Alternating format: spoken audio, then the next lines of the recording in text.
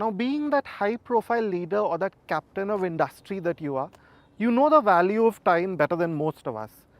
And you also know that your luxury SUV and luxury limousine bring out the right statements, but they really don't let you make the best of the free time that you have while commuting.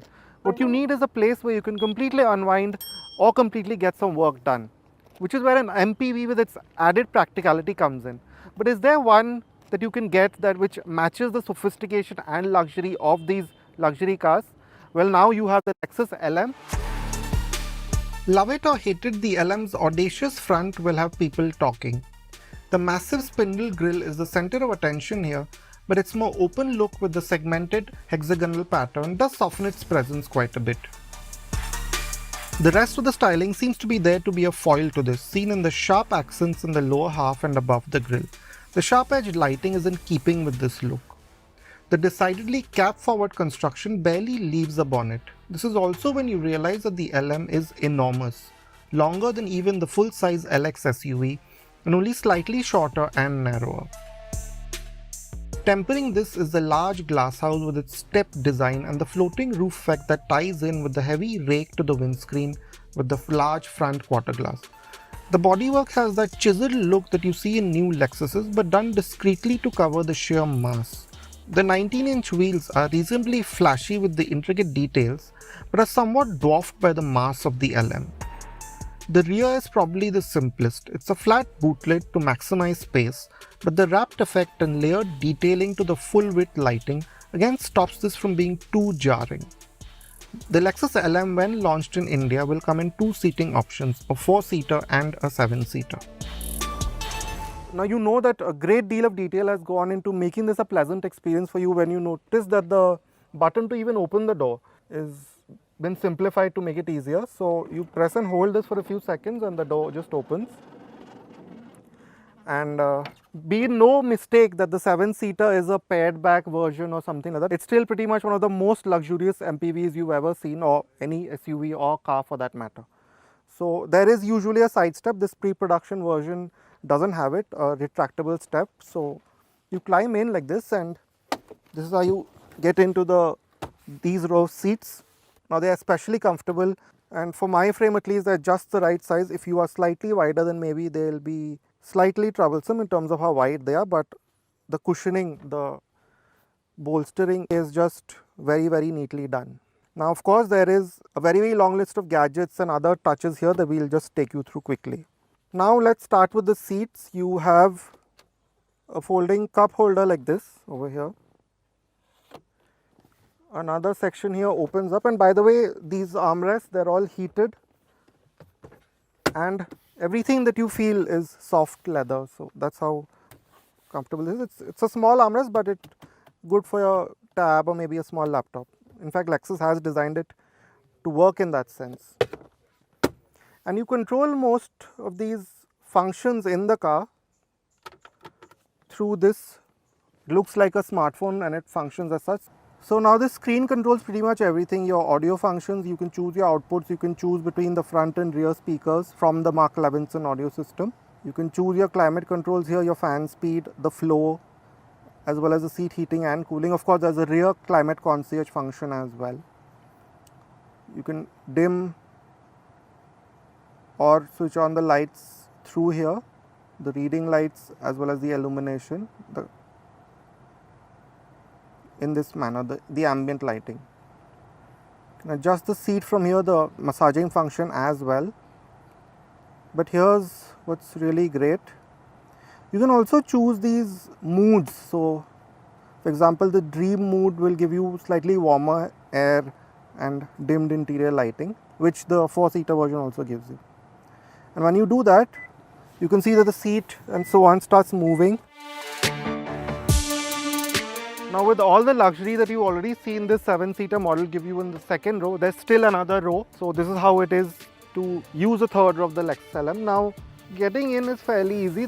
You press this and the seat slides right forward, and then this pushes up the seat back. Yes, it doesn't tumble fold fully, but a lot of MPVs don't anymore. And you have this quite easy step to get in. Remember, the Indian spec version will also get that retractable footboard, which this pre-production model doesn't have.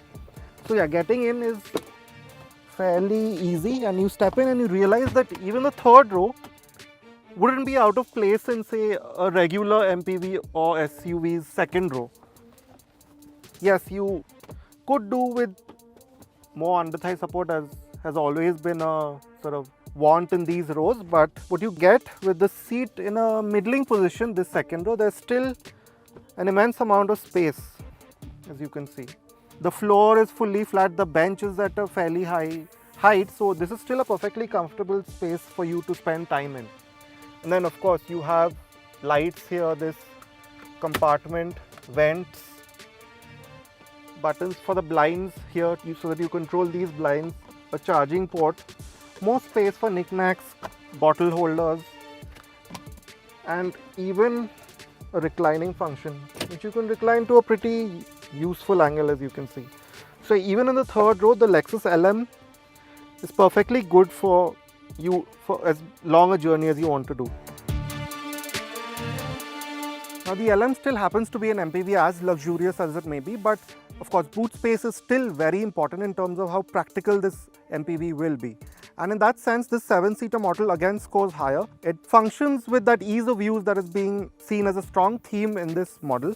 So what you see is you open the boot by pressing this button on the side so that you aren't in the way of the power folding function. Now you have 110 litres with the two seats up, and this can go up to nearly 1200 litres, but it takes a bit of fiddling. I mean, you won't be doing it, it will probably be your chauffeur, but these seats, they are a bit heavy and slightly cumbersome. You can push these out like this to free up quite a bit of space. Then even if you want, and then if you want even more space, you can bring these up like this. It folds quite easily. It's somewhat like how it used to be in the Innova Krista, but much more refined and with a sliding function. And then of course you have more space here for your jack and so on, your toolkit and the spare wheel. Now yes, you won't be able to fit tall loads and a big box maybe here because these seats get in the way, but there's still a lot of practicality here. Now if you thought the 7-seater was plush, this is what the 4-seater gives you. There's this massive, absolutely gigantic 48-inch widescreen TV in front of you. And now this is in the single view version. You can have a split view where each passenger can see what they want to see. But otherwise most of the functions are similar to what we've seen in the 7-seater. Of course, the trims are a bit different and you have even more leather here.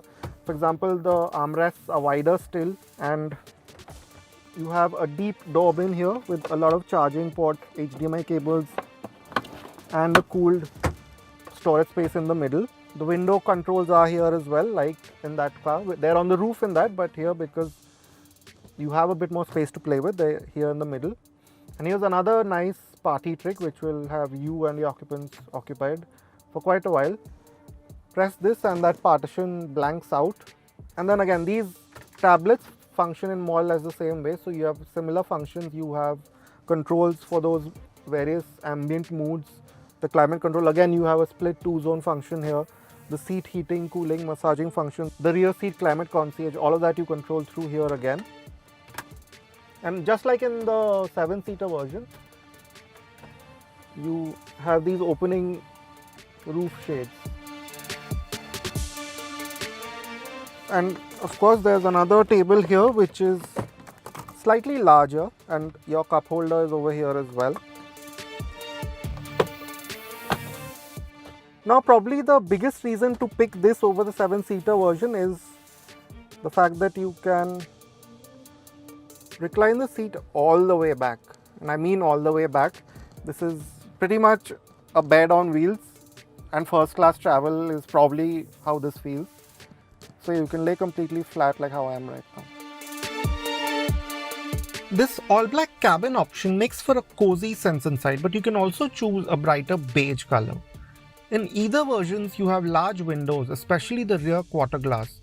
So a sense of the immense space inside the LM with its 3000mm wheelbase is always present. But, and this is probably a greater luxury than the ambience, is the ease with which you can operate the unending functions of the LM. There are numerous redundancies, so you never find yourself hobbling around to find the right buttons. So why do you choose the 4-seater? Surprisingly, it's small differences in comfort that you notice first between the two. The seats themselves are a touch more supportive and maybe a bit wider. You have wider armrests as well. It's done up a bit better with more contrasting materials in the doors and a heavier use of metallic accents.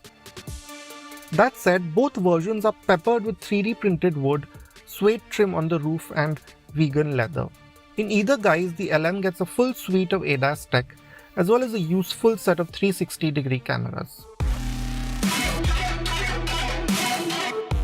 Now we've got a very short spin in the Lexus LM right around the Toyota factory here near Bangalore, and the first thing that you notice, or your chauffeur will notice, is the view out that you have. Now you have a massive expanse of dashboard in front of you. The engine pretty much sits underneath this because of this cab forward design, which is obviously meant for practicality. But what this does is free up this really expansive glass area in front of you. These massive quarter glasses let you actually place this car, which is quite large, easily enough. Yes, you can't see exactly what's in front of you, which can be a bother sometimes, but you do get cameras for that, so and that's really not a problem. And then of course you have quite large mirrors which help, again, place your car easily. Of course, with this huge cabin behind you and in the 4-seater version, that partition, you might not be able to see all that well behind, which is why there's that driving view camera. You've seen it in many other luxury cars, and that's here too now. It may be all about the passengers with the Lexus LM, but those in the first row won't have much reason to feel shortchanged either. The cabin is done up to the same high standard here too. It's again richly detailed, the dash seemingly perched on a wood plinth. The same textured wood, leather and suede are used here with the addition of open-pore walnut wood on the steering wheel. The front seats too have been thoughtfully designed to be more supportive while driving, says Lexus. We found them to be quite comfortable and with a good deal of adjustment, including a powered function for the steering wheel. They have heating and cooling functions too. The interfaces are shared with other Lexus models, so you have a 14-inch central touchscreen that will control most of the functions, including the climate control and drive modes. The India spec car will also get a head-up display as well as a 12.3-inch instrument cluster. It loses the concentric look of earlier Lexuses for a simple but legible set of digital dials and easy access to a host of information. Now this hybrid system, it works like how you would expect these Toyota and Lexus hybrid systems to work. It's quite powerful, there's 247 PS, so the LM won't set the world alight, but it's also just about adequate for the kind of use that you'll put this car through. So again, it just starts off quite calmly in electric power, and it will use it at least in the normal and the eco modes as much as it can. But yes, you get a sport mode which then puts the engine in the forefront, and then specifically for the LM you also have a rear seat mode. Now we haven't been able to sit in the back seat and see how that works, but again it seems to just soften up the drivetrain, soften up the dampers and so on to make it more comfortable for rear passengers. But what you do notice is the refinement. Now we've known these powertrains to be quite noisy before, but in this case, as you can hear right now, the engine is quite silent. It feels quite far away from you, and there is that drone that we noticed, but it's distant. And considering you won't be going too fast in this car, that CVT effect, that head nod effect that we sometimes don't like, that delay, that, or at least in these really low speed environments, it's pretty well controlled. With the Lexus LM, the focus on comfort runs quite a bit deeper. The MPV is based on the monocoque TNGA K architecture, which it shares with the new Wellfire and other Lexus and Toyota SUVs. But numerous changes have been made specific to this model.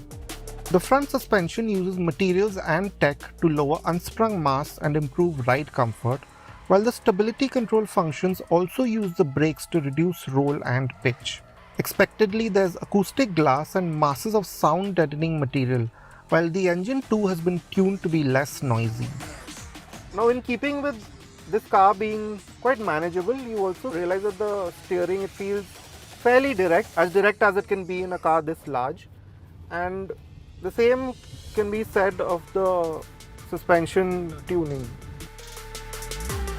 Now, in terms of ride, we can't tell you much, but at least on these very well paved roads, flat roads, you don't notice any harshness coming through. Yes, there is some, body movements, like some vertical movements, but they aren't uncomfortable. Everything has a very lush, damped feeling to it, which generally goes with the soothing atmosphere that you find in the back seat. Similarly, there is roll, as you can expect from something this large and this boxy. And of course, if you take a corner too quickly, from what we saw, it does tend to run wide a little bit, but in most cases, this is not how you will drive this car, and keep things calm, keep things how this car is supposed to be driven. And again, it just makes for a calming, soothing environment from behind the wheel, with that sense of plushness that you feel from within the cabin. Expect the Lexus LM to be priced upwards of rupees 2 crores when it launches in India later this year. This puts it above other MPVs and right in the ballpark of top-tier luxury SUVs. In that sense, the Lexus LM offers a very different proposition. It may not have the tough image, but there's gravity with its imposing face and size. But if your primary need from your car is for it to be a space that cocoons you and comforts you in between your tight schedule, there are few cars that will match the LM.